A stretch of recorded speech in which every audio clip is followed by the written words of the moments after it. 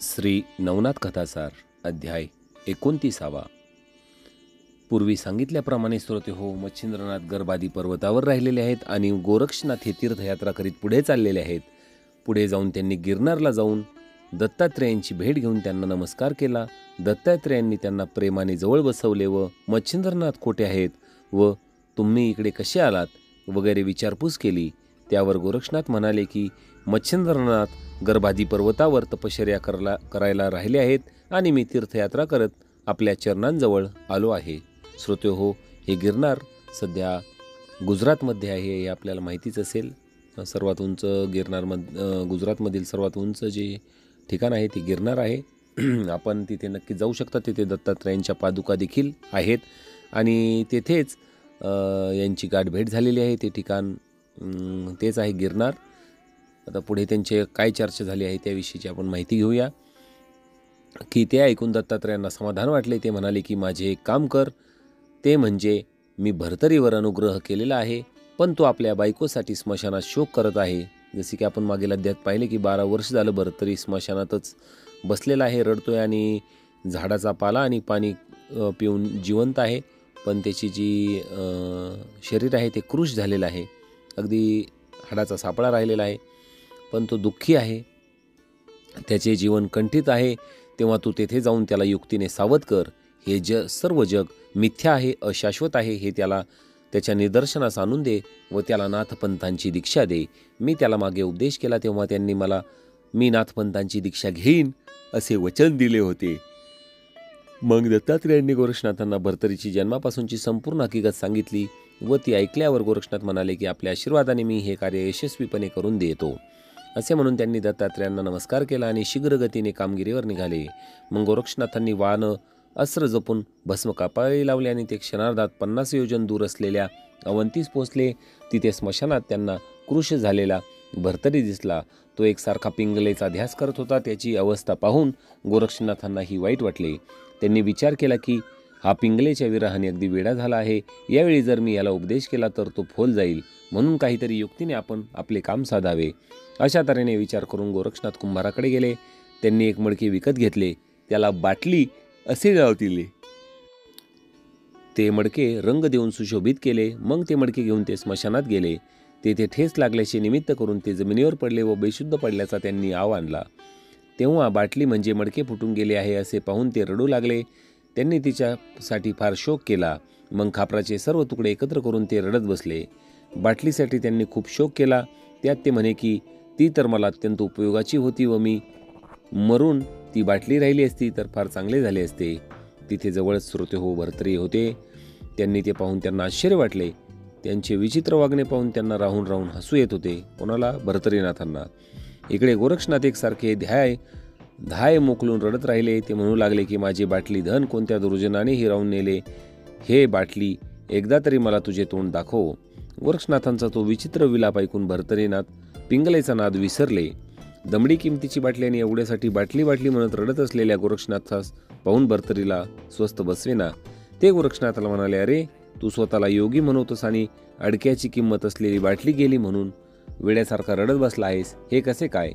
ही संधी अनुकूल आहे असे पाहून गोरक्षनाथांना आणखी एक हुरूप आला. ते म्हणाले, राजा तू कोणासाठी दुःख करीत बसला आहेस? आवडत्या वस्तूच्या दुःखाचा अनुभव तुला आहे. त्याचप्रमाणे माझी आवडती बाटली फुटल्याने मला किती दुःख झाले हे माझे मीच जाणतो. त्यावर भर्ती म्हणाले की मडक्यासारख्या क्षुल्लक वस्तूसाठी मी शोक करत नाही. सौदामिनीसारख्या माझ्या पिंगला राणीचा घात झाला म्हणून मला फार दुःख होत आहे. ती आता मला पुन्हा मिळायची नाही, परंतु अशी मडकी हवे तितकी मिळतील. ते ऐकून गोरक्षनाथांनी सांगितले की तुझ्या पिंगलेसारखे लक्षावधी पिंगला एका क्षणात मी निर्माण करून देईल, पण माझ्या बाटलीसारखी दुसरी बाटली केव्हाही मिळणार नाही. तेव्हा भर्तरी म्हणाला, तू लक्षावधी पिंगला उत्पन्न करून दाखव, म्हणजे मी तुला शेकडो बाटल्या निर्माण करून देतो. तू तुझा चमत्कार मला दाखव. त्यावर गोरक्षनाथ म्हणाले की मी पिंगला उत्पन्न करून दाखविल्या तर तुम्हाला काय देशील?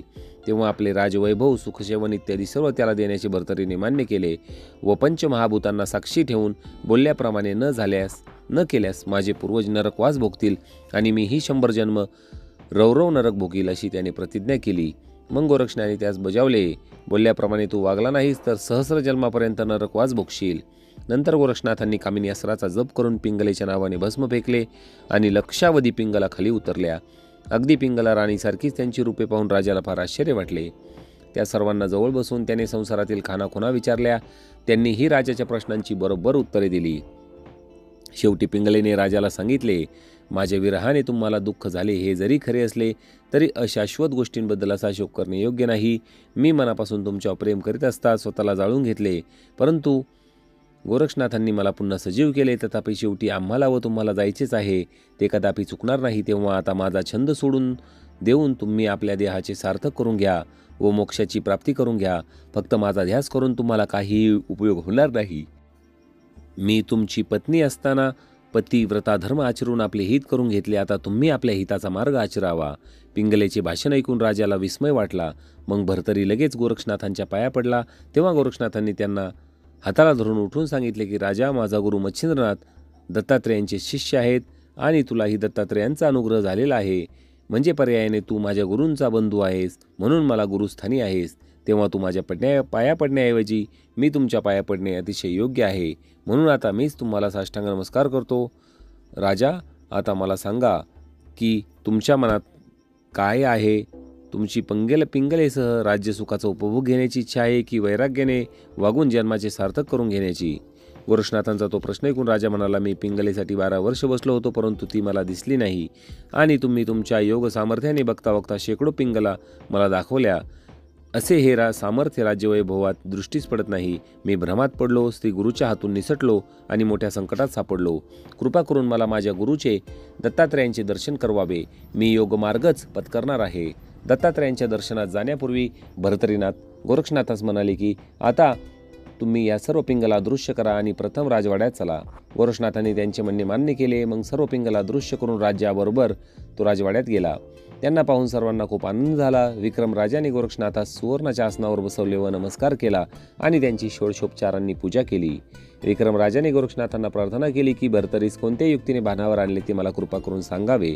मग गोरक्षनाथांनी घडलेला सर्व प्रकार त्यांना सविस्तरपणे सांगितला व पुढचा संकेतही त्यांच्या कानी घातला. विक्रम राजाने त्या दोघांना आणखी 6 महिन्यापर्यंत तेथे राहण्याचा आग्रह केला.